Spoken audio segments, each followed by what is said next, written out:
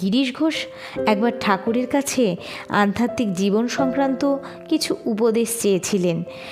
ঠাকুর যেমন সবাইকে বলেন, ওনাকেও বললেন যে এক কাজ করো, সকালে সন্ধ্যায় দুবার ঠাকুরের নাম নাও।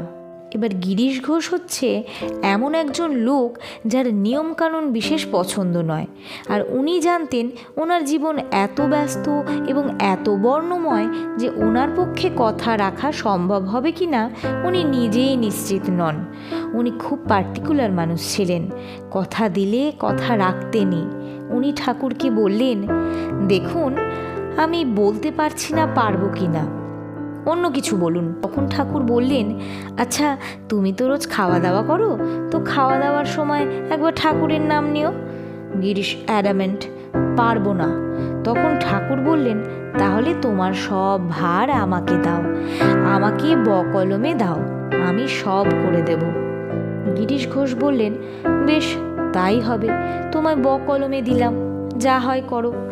গিরিশ ঘোষ ভেবেছিলেন, এ তো মজা মন্দ না, ভালোই হলো, আমায় কিছু করতে হবে না। I don't have to get into this enlightenment business. বেশ কিছু বছর পর তিনি এ ব্যাপারে বলেছেন, তখন কি আর জানতাম কি করে ফেলেছি। এরপর থেকে যাই করতে যাই, যাই খেতে যাই, যেখানেই যেতে চাই, খালি মনে হয় ঠাকুর আমায় দেখছেন। ঠাকুর কি ভাববেন, ঠাকুর কি বলবেন, ঠাকুর কি করবেন, এটা কি করব, ওটা কি করব না।